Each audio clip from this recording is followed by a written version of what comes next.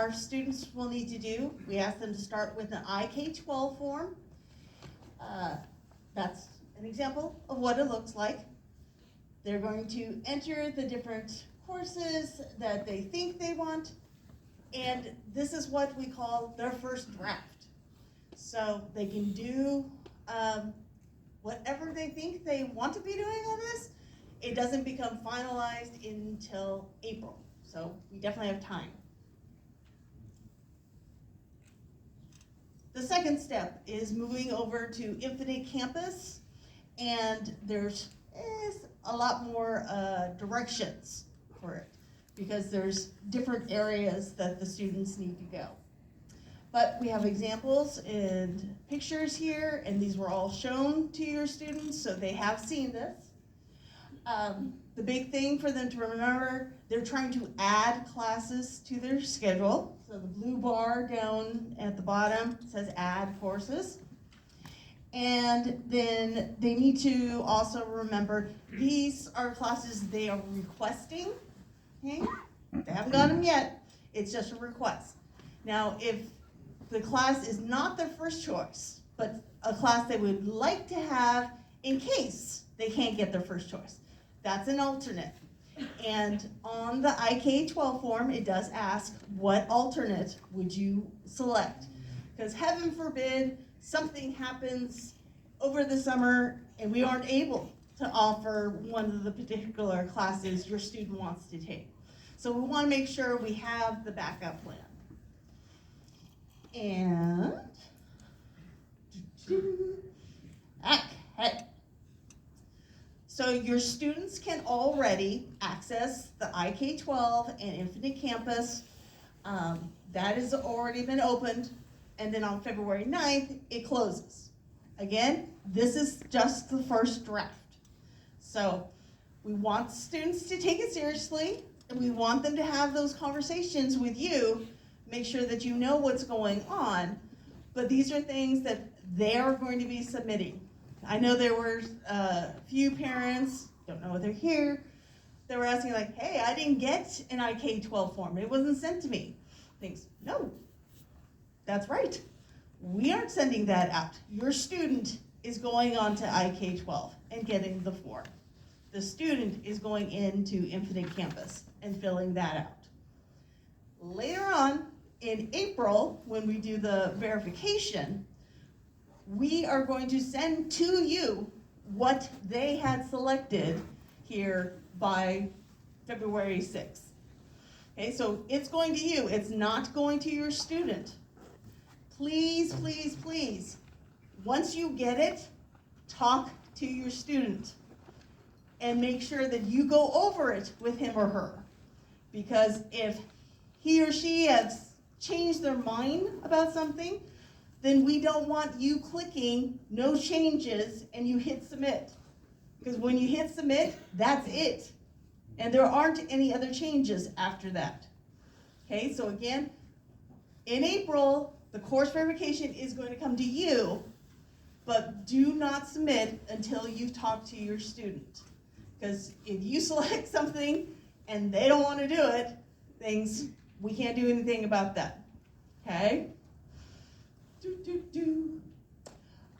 Next week, during tutorial, brunch and lunch, your students are encouraged to come see any of the four of us counselors. We'll be out in the quad. They can drop by, ask any questions that they possibly have, and you can feel free to send your questions to your students, have those conversations, so that you know what's going on, what decisions they're making. Then, February 6th, we're going to have, through Zoom, parent office hours. So it's from 12 to 1:30. So hopefully it coincides with your lunch hour, that if you have more questions, you can talk to one of the four of us. Okay, we will be available for that. And as I mentioned before, course verification, that should be coming to you by March 31st, and you do need to submit it by April 6th. Okay. Back to Mrs. Ferris. Alrighty, so that is our presentation.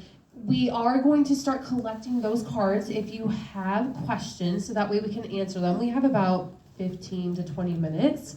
And then again, we just want to remind you, if your question doesn't get answered, please send your kid our way. Again, we're going to be available all next week. I know we're staying in the quad, but it sounds like there's a rainstorm coming, so we will be in our offices available to answer all of those questions. Again, during brunch, lunch, and tutorial, we've already been getting a lot of students coming in asking questions now, so please continue to encourage them to come. And then just also emails right now, our emails inboxes are exploding, just given the time of year. So if you do email us, please give us some grace. We each have 470 kids in our caseloads each, so it does take time to respond to those emails. So again, if you have immediate questions, send your kid our way, and if not, you can send us an email and we will do our best to get back to you within a couple of days, okay? So we're gonna be collecting those cards, and while we're collecting those cards, we actually have a couple of more FAQs up here that we thought we'd start with. The first one is, what if I change my mind after submitting my course selection form? We talked about that on the previous slide. So again, this is the first round, right? We want students to select their classes right now. They're going to do the IK-12 form. They're going to log into Infinite Campus, right? They do that by February 9th.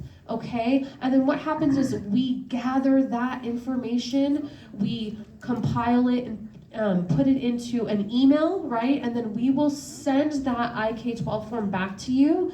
March 31st is the date, right? You will get an email March 31st. There's obviously going to be an announcement sent out reminding parents about that email to check it, check your spam boxes. And then we will ask you, are there any changes needing to be made to your student's schedule for the next school year? Okay, so that week, March 31st through April, I want to say it's April 5th, we will make those changes that you would like for your student. And then we close it and start building the master schedule, okay? It takes a couple of months to build the master schedule, and then we finalize it in the summer. That way when your kids come back in August, they will have a schedule ready for them, okay? The next question that we get a lot is, how many AP and honor courses should I take or my student take? There's no right or wrong answer to this, right? Again, when students are applying to college, they're looking at a couple of things, right? They're looking at what that student's major is, okay? Did they take advantage of the courses offered to that student, right, that are relative to that major, right? So maybe they're an art major, okay? Did they take art classes that we offer here? Okay, so they're going to look at those things. Obviously, for students, if they have interest or passion in a subject, right, we're going to want them to challenge themselves in a particular course. I know some students of mine in my alpha group are like, I'm going to be a politician. I am eager to learn. I want to do everything that I can to get myself ready. And so that for that student, I would recommend taking AP US History, taking AP Government and AP Econ, right? They don't necessarily have to overextend themselves in the maths and sciences. However, if they're planning to apply to Stanford, maybe they might need a little bit more. But again, general rule of thumb, you don't need to take, and your student doesn't need to take all of the AP and honor classes here. One more thing that we can talk about in addition to that is the good thing about high school students is they are able to take dual enrollment courses, so college level courses at De Anza or any local community college for free, okay? So maybe they're like, I'm interested in sports medicine. There's no sports medicine classes that Cupertino has, right? We don't have those science classes, but maybe they find a kinesiology course at De Anza that they're interested in taking. We encourage students to do that, okay? We will not put that course on their transcript, but that is something that they can do in addition to taking courses here. And this is for all students, right? Grades 9 all the way up until 12th grade, okay? And then lastly, another frequently asked question is, can I take an external class over the summer? Again, yes, students can take courses outside of CHS for enrichment, right? We do recommend that it's UC approved or it's at a local or neighboring community college. If they do take these outside courses, we will not put them on our transcript here, but they can report them separately when they are applying to colleges, okay? So on many of the college applications, in fact, all of them, there's questions like, what are the courses that you took at Cupertino High School? They will list all their courses, and then there's a question, did you take anything outside or in addition? They select yes, they find that institution, list their courses, and then colleges will recalculate their GPA. Okay, so again, anything that they do outside, as long as it's at an accredited institution, they will get credit for. We will just not put it on our transcript here. So while we are looking for these questions, we're going to start going through.